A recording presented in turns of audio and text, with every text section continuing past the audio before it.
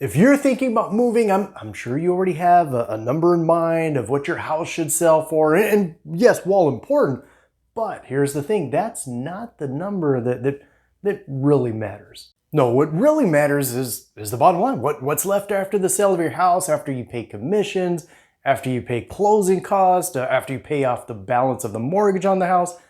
That's the real number. And if you don't know how much you're going to net from the sale of your house before you go out and start looking at new homes, I mean, here's the real risk. Because you go out there, you're looking at new homes, you find one, you make an offer, but you made an offer that was on a number that was never actually even real. And even worse than that is the fact that you find that out at the worst possible time. So listen, by the end of this video, you're going to know exactly what comes out of your sales price. You're going to know in what order that comes out. And more importantly, you're going to know roughly what you should expect to walk away with from the sale of your house. Hey, real quick before we do get into that, if this is your first time here, my name's Jose, and here we help Inland Empire homeowners sell smart, buy their next home better, and ultimately move with confidence. So if that is you, if you are thinking about making a move, don't hesitate to reach out. You'll find my contact information down below. But enough about that. Let's go ahead and get to it. Here's a pretty simple version of being able to figure out your net proceeds when selling. You'll take your sales price, subtract out what you owe on the mortgage, subtract out commissions, subtract out closing costs, and well, what's left, that's yours. That's your net proceeds. The agent commission, though, let me just say, no, it's not the 6% that you do still hear some people saying. There really is no set in stone number when it comes to agent commission. I mean, it's a very negotiable number. It's negotiated between you and the agent. I'll say this to kind of give you, an idea of what you can anticipate when it comes to that. You're going to find that most agents, they're usually going to come in asking for, I'm going to say anywhere from 2 to 3% for that. There's any number of reasons for that variable. I mean, it could just simply be because that's what the agent asked for. It could be because of just the complexity of the sale. Maybe it's the neighborhood, maybe it's the city, maybe it's the house itself, just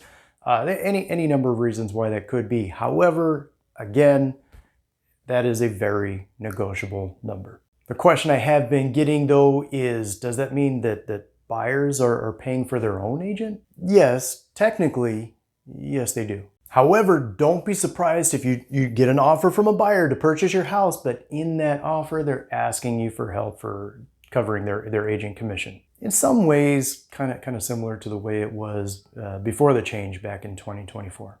Does that mean that you have to? And the answer is no, you don't have to. It's just a request that the buyer is making. No different than really their request and please accept our offer, please accept our purchase price, right? But my one word of caution I will give you is this, is that if you don't and the seller down the street does, now you're competing with that seller for the interest, for the attention of that buyer. I mean, just for me, from what I'm personally seeing based on my personal experiences, I'm going to say that here in Southern California, or maybe here in the Inland Empire more specifically, is that most sellers, I'm going to say probably like 8 out of every 10 sellers are willing to or offering to contribute to some degree anyway, but to contribute toward the buyer's agent's commission. The great thing though that came with that change back in 2024 is the fact that it's all negotiable. Just like with the commission for your agent, that's negotiable. Well, however much you're willing to help with the buyer agent's commission, yeah, that's negotiable too. There's also closing costs when selling a house, and to give you maybe an oversimplified, but to kind of give you a simplified way to estimate that, and please hear me, definitely not exact, definitely not a science. It's just designed to give you kind of a rough idea, but you could estimate the closing cost to come out to roughly between 1 and 3% of the sales price. Homes here in the Inland Empire, at least based on what I'm personally seeing anyway, they do tend to be more in the 1 to 1.5% range, but again, 1 to 3%, definitely a very safe estimate. This is for things like the title fees, escrow fees, a few other smaller fees, all of which you'll see all listed on the final settlement statement. But look, I get it. You're probably hearing me right now and you're probably saying, come on, Jose, no kidding. I mean, who didn't know that there's agent commissions or closing costs? I get it. I mean, most people know these all exist. What I do find though is that while most people know they exist, they don't know what the numbers are actually going to look like, at least not until they've been through the whole process of the sale of their house, through escrow, they're at the end, and they get that final settlement statement, and now they find out what all those costs are going to be and how much they're actually going to net, how much they're actually going to get from the seller of their house. I mean, they tend to go into it expecting one number and totally miscalculated, getting a very different number. So let me do this. Let me show you what this all looks like though. Let's say your home sells for $550,000. Well, first of all, you have the agent commission. Let's say that lands somewhere around $11,000 to $16,500. Again, that's depending on whatever was negotiated between your agent. And of course, that's not taking into account whether or not you are willing to help with a buyer agent's commission. Then of course, there's closing costs. And again, we estimated it could be anywhere from 1% to 3%, but here in the Inland Empire, like I was saying, that's usually closer, at least from what I'm seeing, usually closer to 1.5%. So let's call it $6,800.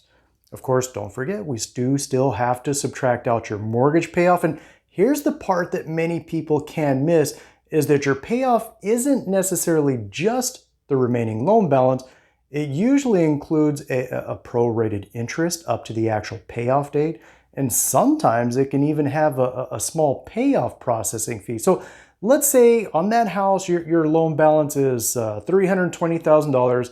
Well, based on that, the actual payoff, it could be an extra couple $100 once the interest is factored in. Also, add in transfer taxes. Yes, most counties do charge a transfer tax. Certainly here in the Inland Empire anyway, Riverside County and San Bernardino County both do have a transfer tax. And I believe the only city here in the Inland Empire that has a city transfer tax is the city of Riverside. So if you are selling within the city of Riverside, you're going to have just a hair higher in transfer tax. Oh, and if your house is in an HOA community, which seems like a lot of homes these days in the Inland Empire in an HOA community, but if your home is in an HOA community, there's an HOA transfer fee that covers the transfer of the HOA from your name to the name of the buyer.